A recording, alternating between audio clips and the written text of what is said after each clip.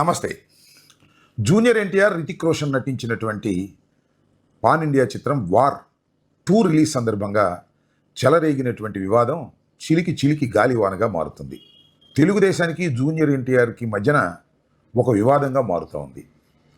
దీన్ని సద్దుమణిగించేటటువంటి ప్రయత్నం ఎవ్వరూ చేయటం లేదు. ఇది విచిత్రమైనటువంటి అంశం.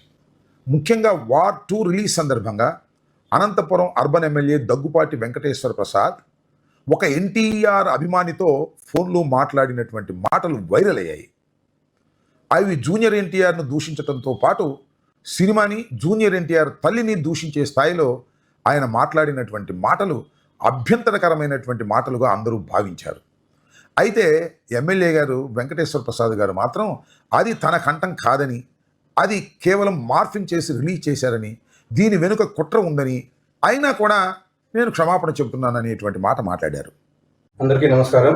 నా పేరు దగ్గుబాటి ప్రసాద్. నేను అనంతపురం అర్బన్ నియోజకవర్గానికి సంబంధించిన ఎమ్మెల్యేని.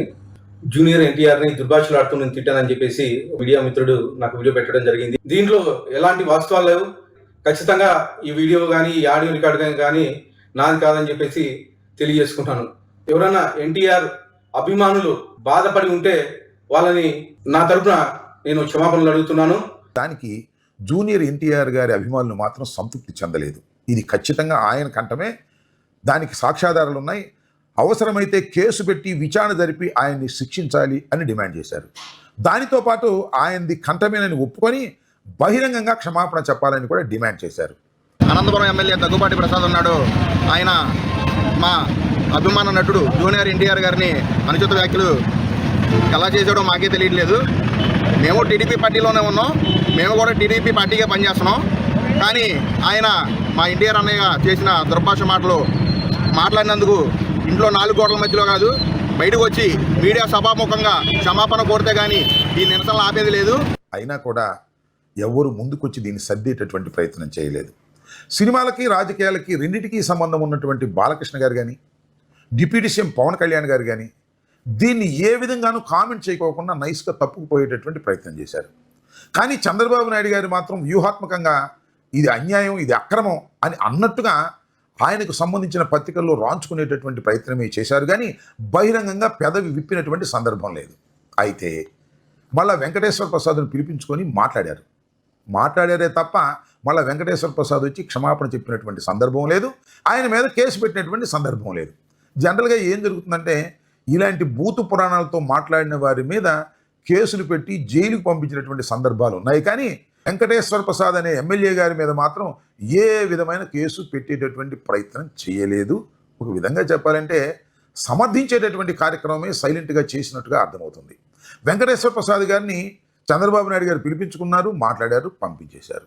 ఒక్క మాటలో చెప్పాలంటే ఇది కేవలం దగ్గుపాటి వెంకటేశ్వర ప్రసాద్ గారి అభిప్రాయమేనా లేక తెలుగుదేశం పార్టీ అభిప్రాయమా అని ఎవరైనా ప్రశ్నిస్తే ఇది తెలుగుదేశం పార్టీ అభిప్రాయం కాదు, కానీ చంద్రబాబు, బాలకృష్ణ, భువనేశ్వరి గారు, లోకేష్ గారి అభిప్రాయమే ఇది అనేది అందరికీ తెలిసినటువంటి సత్యం. దానికి కారణం ఒక్కటే, జూనియర్ ఎన్టీఆర్ రోజు రోజుకి పెరుగుతున్నాడని, తన తాతకి వెన్నుపోటు పొడిచి ఇవాళ పరిపాలన చేస్తున్నటువంటి చంద్రబాబు కుటుంబానికి ఆయన సింహస్వప్నం అవుతాడనేటువంటి ఏకైక భయంతోనే ఆయన సినిమాల్ని, ఆయన్ని తొక్కేయాలనేటువంటి కుట్రతో నారావారి కుటుంబం పనిచేస్తుంది.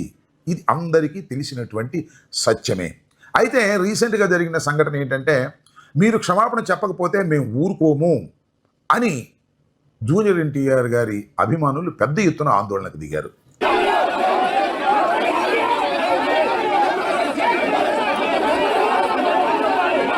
నిన్నైతే కర్ణాటక నుంచి, తెలంగాణ నుంచి, రాష్ట్రంలో వివిధ ప్రాంతాల నుంచి జూనియర్ ఎన్టీఆర్ గారి అభిమానులు వచ్చి అనంతపూర్లో ఎమ్మెల్యే గారి ఆఫీసును ముట్టడించేటటువంటి ప్రయత్నం చేశారు.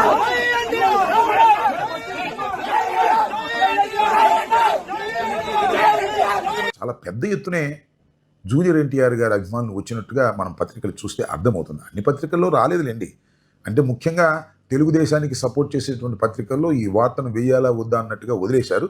అయితే అన్ని టీవీల్లోనూ వచ్చింది. పెద్ద ఎత్తున జూనియర్ ఎన్టీఆర్ గారి అభిమానులు వచ్చారు. పోలీసులు వాళ్ళని నివారించడానికి నానా తంటాలు పడ్డారు.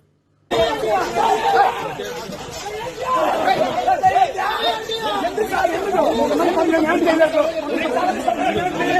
అంటే టోటల్గా అర్థమవుతున్నది ఏమిటంటే జూనియర్ ఎన్టీఆర్ గారిని దూషించినటువంటి ఎమ్మెల్యే గారు క్షమాపణ చెప్పకపోతే మేము అంగీకరించే ప్రశ్న లేదు అనే ఉద్దేశంతో జూనియర్ ఎన్టీఆర్ అభిమానులు పెద్ద ఎత్తున ఆందోళనకు దిగుతున్నారు. ఇంతటితో ఇది ముగవదని కూడా చెప్తున్నారు. ఒక మాటలో చెప్పాలంటే ఎందుకు చంద్రబాబు నాయుడు గారు దీన్ని ఎంతగా ముదిరించుకుంటున్నారు? చాలా తెలివి గలవాడు, అనుభవం గలవాడు, ఒక్క మాట క్షమాపణ చెబితే అయిపోతుంది కదా అని ఎవరైనా అనుకోవచ్చు. కానీ ఇది చంద్రబాబు నాయుడు గారు కుటుంబమే ఆడిస్తున్నటువంటి నాటకం కాబట్టి క్షమాపణ చెబితే అటు లోకేష్ గారు అంగీకరించే పరిస్థితి లేదు. ఇదే సందు అదే సందు అద్భుతమైనటువంటి మెజారిటీతో గెలుపొందాము, జూనియర్ ఎన్టీఆర్ని ఇప్పుడే తొక్కేసేద్దాము, భవిష్యత్తులో తనకు పోటీ లేకుండా పోతుంది అనేటువంటి కుట్రలో భాగమే ఇదనేది అర్థమవుతున్నటువంటి అంశం. ఇప్పటికైనా ఈ వివాదాన్ని పక్కన పెట్టి ఖచ్చితంగా క్షమాపణ చెప్పి తప్పుకుంటే మర్యాదగా తెలుగుదేశం పార్టీకి చంద్రబాబు నాయుడు గారికి ఉంటుంది. అలా చేయటం మంచిది. చేయగలుగుతాడో లేదో చూద్దాం. లేకపోతే మాత్రం వారు ముదురుతుంది. ఖచ్చితంగా తెలుగుదేశం పార్టీకి చెందినటువంటి వారే జూనియర్ ఎన్టీఆర్ అభిమానులు. వాళ్ళు ఏమి వైఎస్ఆర్ కాంగ్రెస్ పార్టీకి ఓట్లు వేసినటువంటి వారు కాదు. కాబట్టి తెలుగుదేశం పార్టీలోనే వ్యతిరేకత తెచ్చుకునేటటువంటి ఒక అనివార్యమైన పరిస్థితి లోకేష్ కోసం చంద్రబాబు నాయుడు గారు తీసుకురావటం అనేది ఆయన అవివేకానికి, తెలివి తక్కువతనానికి నిదర్శనమని ఈ సందర్భంగా నేను చెప్పదలుచుకున్నాను. ఏది ఏమైనా ఈ వార్ని ముగించుకుంటే తెలుగుదేశానికి మంచిది, ముగించుకోకపోతే ఫలితాలు అనుభవించక తప్పదనే విషయాన్ని ఈ సందర్భంగా చెప్పదలుచుకున్నాను. ధన్యవాదాలు.